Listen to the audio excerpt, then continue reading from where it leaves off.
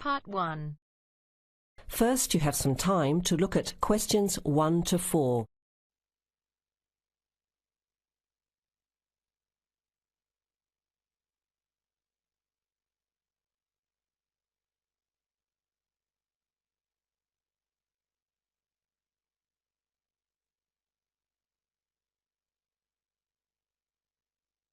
You will hear the recording once only. Listen carefully to the conversation and answer questions 1 to 4. OK, who's next, please? I think I am. How can I help you? I just came in on flight 372 from Singapore at 11:30 and my luggage hasn't arrived. I've been waiting at the baggage claim for about half an hour now and everything seems to have come off the plane. The conveyor belt has stopped and all the passengers have gone. So I came here to find out what has happened to my bag. Can I see your ticket, please? Here it is. So you came from Hong Kong today and changed planes in Singapore, right? Yes, the connection in Singapore was a tight one. The plane got in late and I had to rush to get to the next flight. That's the problem right there. There wasn't enough time to get your bags onto the connecting flight. Normally Singapore Airport is very efficient. Now, I need you to fill in these forms. Your name? Jenny Lee. Address? I guess you want my address here. I'm staying with relatives. Just a minute, I'll have to look it up. It looks like 583. No, it's 533 East 67th Street in Riverside. Do you have the phone number there? Yes, I do. It's 93014269. So you came in on Qantas flight 392. Do you know the number of the flight out of Hong Kong? Let me see. I think it was Cathay Pacific 900 or something. Oh yes, it says here, CX912. Before you hear the rest of the conversation, you have some time to look at questions 5 to 10.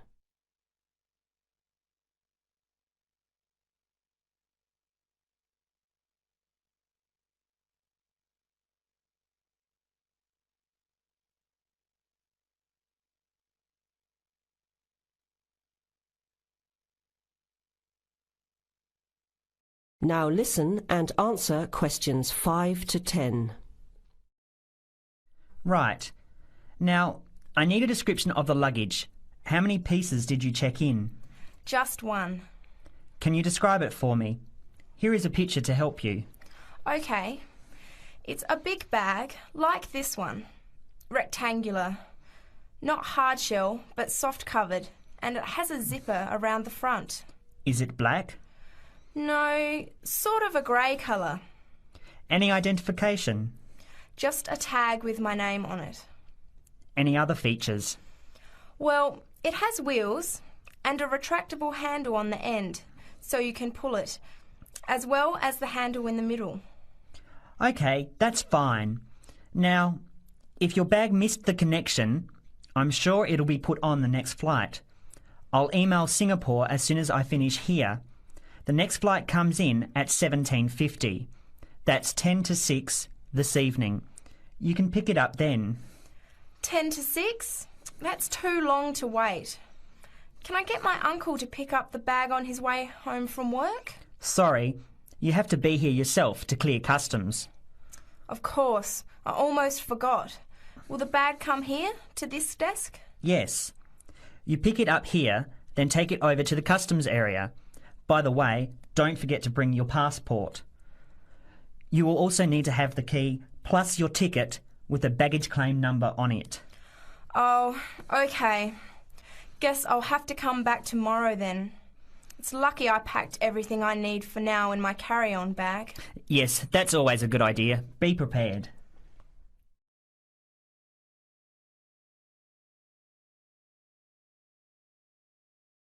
That is the end of part 1. You now have half a minute to check your answers.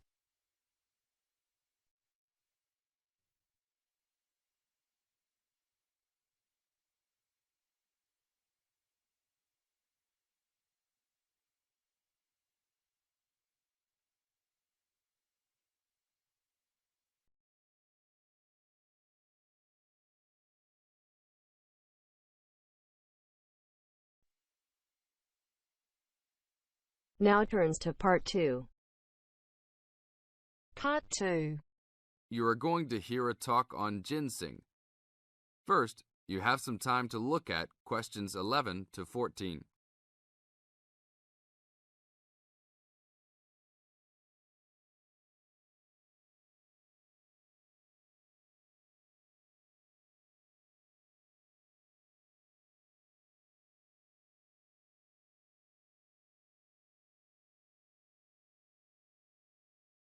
Now listen to the tape and answer the questions.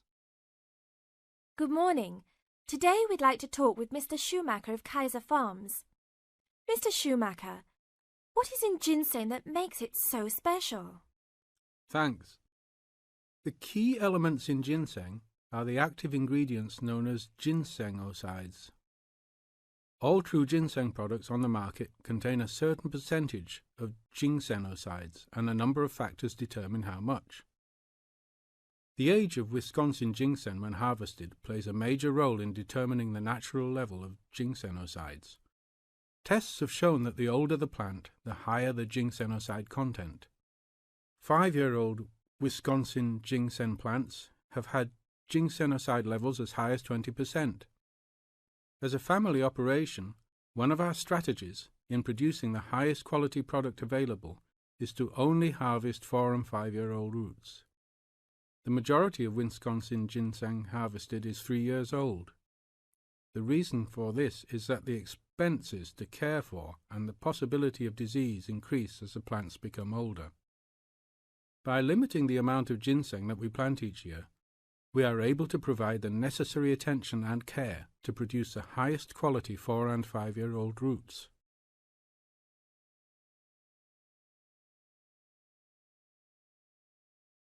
Now look at questions 15 to 20.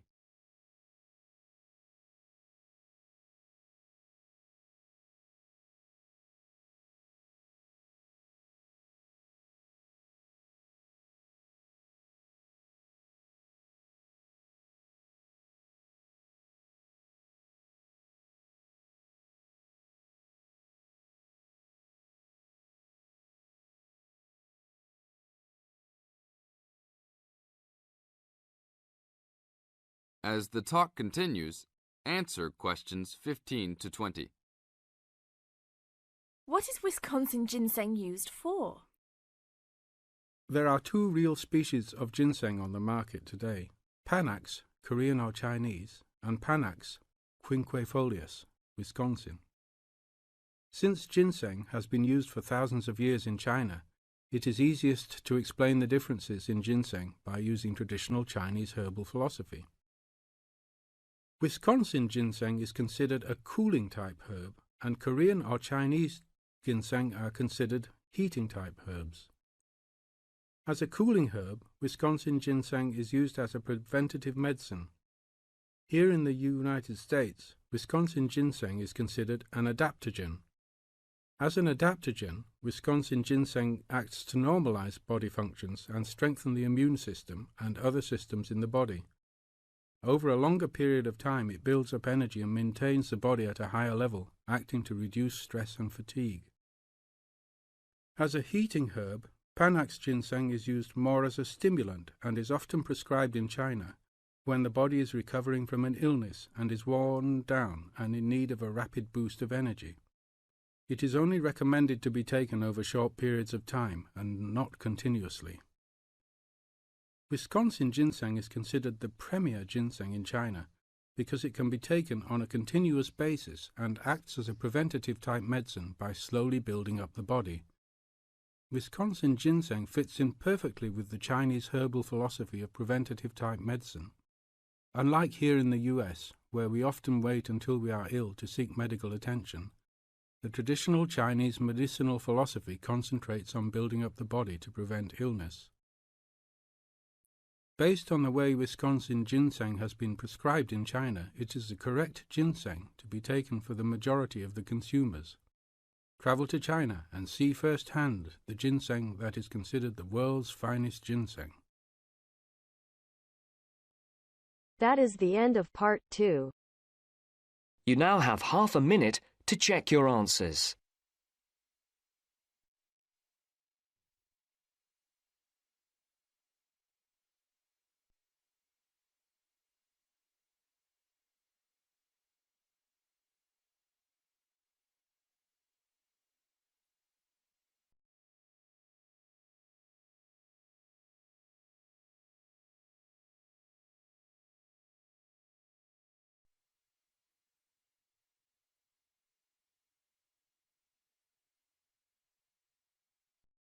Now turns to part 3. Part 3. You will hear a group of students, Henry, Joe, Nancy, and Gordon, discussing changes to their work experience placement arrangements. First, you have some time to look at questions 21 to 26.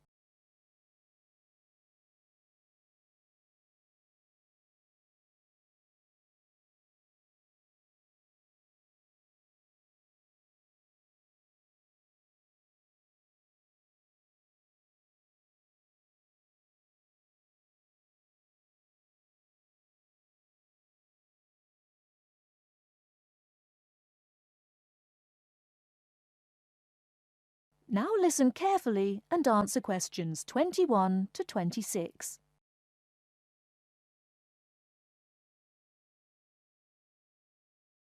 Look, there's the notice that Professor Jones told us he'd be putting up confirming the details of our work experience placements.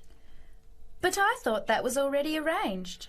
No, he said he'd have to check with the companies that the days we preferred were okay for them. Let's see if any have changed. Teresa's not here today, but her name's first. It says the Uni Bookshop, Friday mornings starting on the 23rd of March.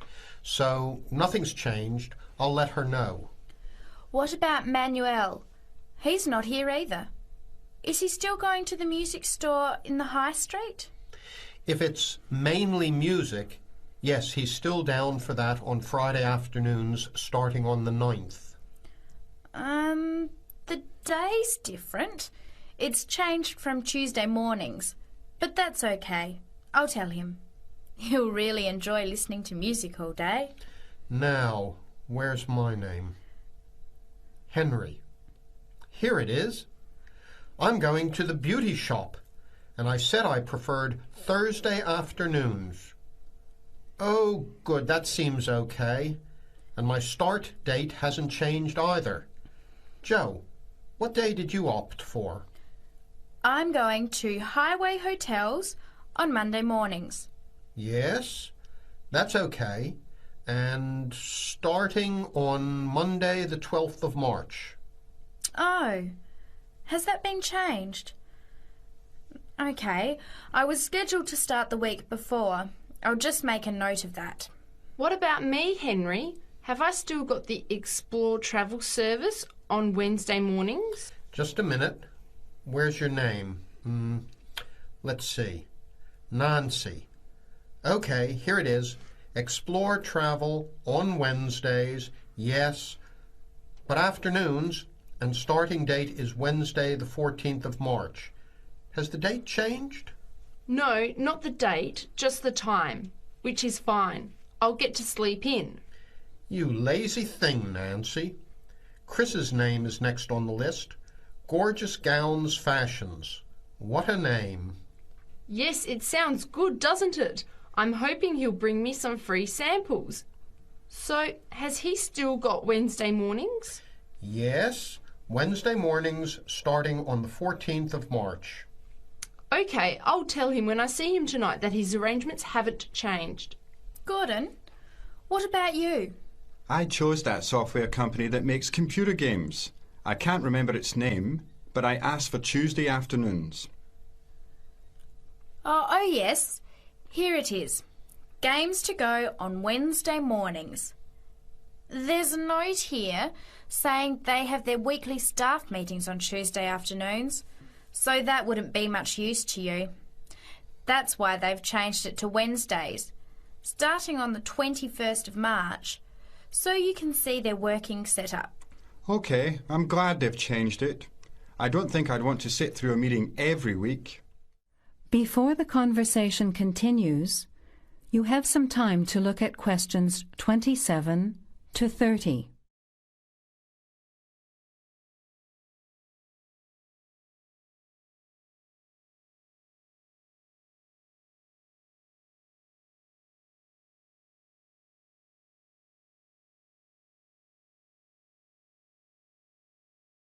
Now, as the conversation continues, answer questions 27 to 30. Can someone remind me what time we have to get to our placement in the afternoons? It says here, mornings start at 9 a.m. and afternoon sessions at 1 p.m. Oh, that's a shame. I thought Professor Jones was going to change it to 9:30 a.m. and 1:30 p.m. Yes, he did say that he'd try to make it later, but obviously that wasn't possible. By the way, just in case, what happens if we're ill or something and can't make it? Do we phone the college or the place we're going to? I think we have to phone the company first and then the college. Didn't you get the information sheet about work experience at our last seminar? No, I missed it because I had to go to the dentist. What else did it say? Well, we have to do a total of 24 hours altogether. So if we miss one of the arranged sessions, we have to organise another time to make up the hours. And he gave us details of the presentation we have to give about our work experience. Oh, really? What do we have to do? In week 10, we each have to give a presentation to the class about the company we've been with. It's 30% of our final mark for this subject, so it's going to be a lot of work. Yes, he's expecting us to do a lot of research while we're there so that we can outline the history of the company, its management structure, number of employees, other branches, etc. And he said we should use lots of visuals such as diagrams and flowcharts during the presentation. Yes, and we should also include what we did each week, the different departments of the company or positions that we observed, and try to relate what we saw to our studies so far.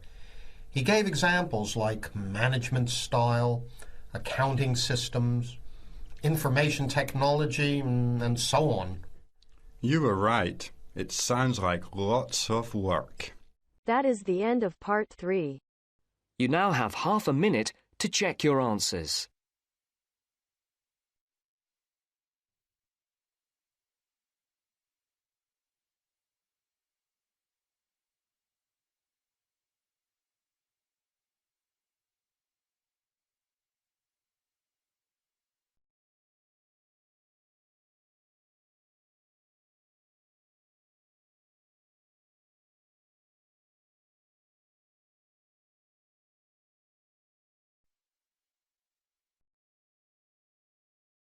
Now turns to part 4. Part 4. You are going to hear a talk on Canada. First, you have some time to look at questions 31 to 40.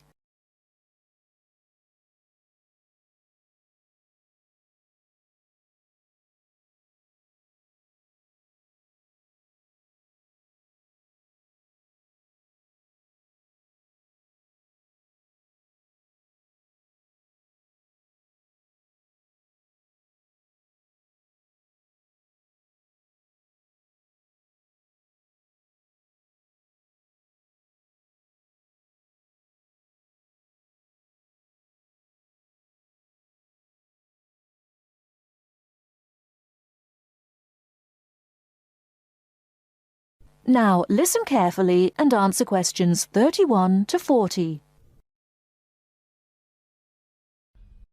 Good morning and welcome to this talk on Canada.